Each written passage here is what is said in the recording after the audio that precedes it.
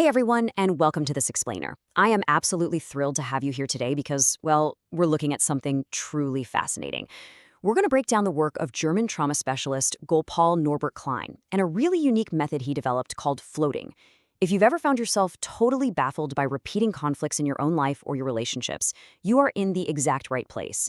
We're going to look at the absolute basics of how we connect. We'll keep it incredibly simple to understand, and yet we're going to provide you with a highly detailed map of what's really happening just beneath the surface of human interaction.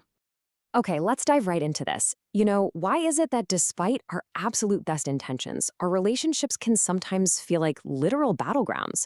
Why do we find ourselves repeating the exact same painful patterns, having the exact same arguments, and feeling the exact same distress, even when we change partners or friends? It's a deeply, deeply relatable human experience, right? And to really understand it, we have to look closely at the underlying mechanics of our minds. So here is our roadmap for this explainer. 1. What is developmental trauma? 2. The mind-body connection. 3. How floating works. And 4. The magic of connection. Okay, starting with Section 1, what is developmental trauma? The hidden roots. First things first, we need to define the absolute basics of developmental and attachment trauma. You see, when we hear the word trauma, we usually think of a massive, dramatic, isolated event. But developmental trauma, it's totally different. It's about constant relational patterns from childhood. Imagine a child interacting with their parents, but they quickly learn that certain parts of themselves, their sadness, maybe their anger, or sometimes even just their wild joy and aliveness, have absolutely no place in that dynamic. So, to survive and to keep that crucial bond with their caregivers, the child is essentially forced to suppress those vital emotions. And over time, this constant suppression creates a massive ongoing stress in the child's body. And this brings us to a really crucial distinction. Shock trauma, like we just touched on, usually involves isolated, intense events. If someone has a shock trauma without underlying attachment issues, well, it can often be treated pretty effectively by working purely with the physical body to release that trapped stress. But developmental trauma is a whole different ballgame. Because it's based on constant childhood relational patterns and emotional suppression, you can't just treat the body. It actually requires a completely different mind-first approach to really heal those relational distortions. Moving right along to Section 2, the mind-body connection, or where does trauma live? Let's move to how this builds over a person's lifespan. Follow this timeline with me.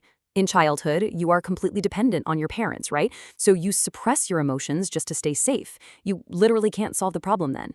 As you're growing up, you carry all that built-up physical stress, but crucially, you also carry distorted ideas about what relationships actually are. You essentially learn that contact means hiding parts of myself. Finally, we hit adulthood. Your environment is no longer destructive, you can actually choose who you spend time with. But because of that old programming, you end up recreating your own relational suffering in the here and now, projecting those old childhood dynamics onto totally safe people today. And here is a major, major paradigm shift from Gopal Norbert Klein's work. Trauma manifests first in the mind, not the body. This is huge because it challenges a lot of current thinking. The distress, the tension, and the dysregulation you might feel in your physical body right now aren't just random external issues. They are actually immediate reactions to thoughts and distorted relational concepts that are originating in your mind. Essentially, the mind is actively signaling the body that it's in a dangerous childhood dynamic, even when it isn't. Which perfectly explains why traditional physical trauma therapies can often fall short for developmental trauma. If a therapy just tries to regulate the nervous system with physical exercises, breathing, shaking, body work, it's essentially treating the body's stress as an external issue. It completely ignores the mind's distorted relational concepts. So you might feel super relaxed after a great yoga session, but the absolute second you interact with your partner, your mind projects an old threat and boom, the mind eventually just brings the body right back into stress. You have to address the root cause, which is the mind's projections. Which brings us to Section 3, how floating works. The cure in the present.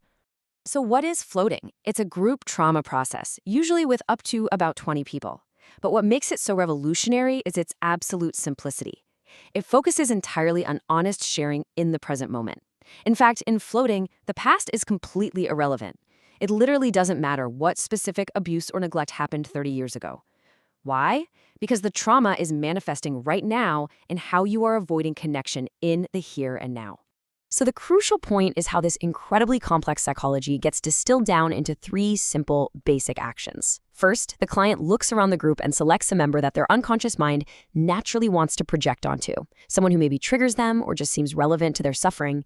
Second, with the therapist's help, they identify the specific mental concept or dream world they're projecting onto that person.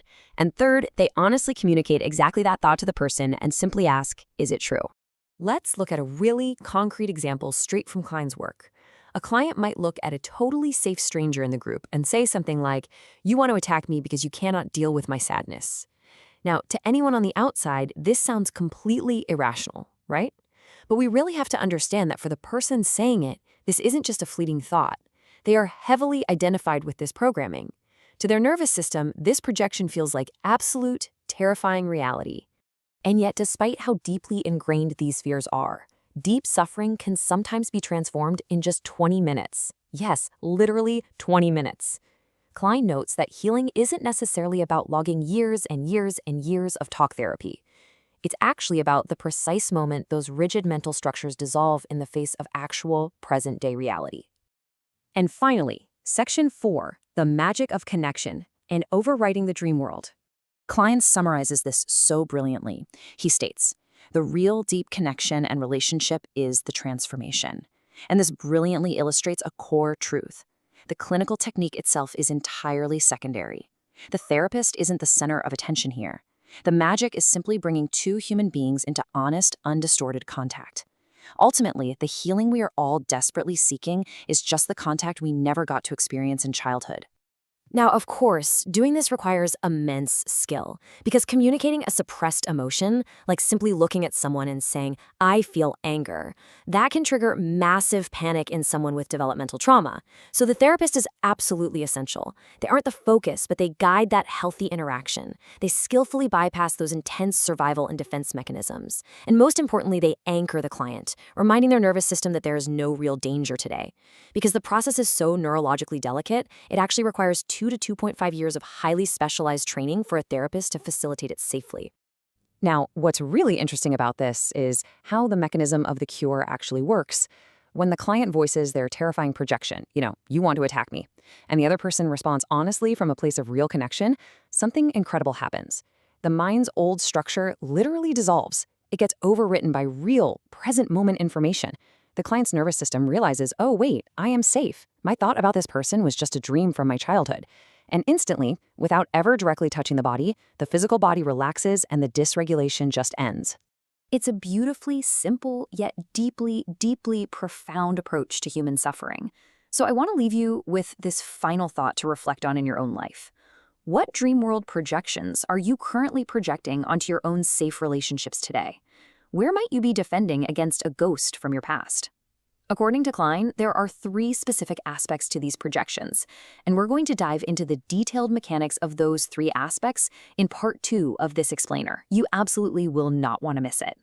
Thank you so much for joining me, and keep exploring.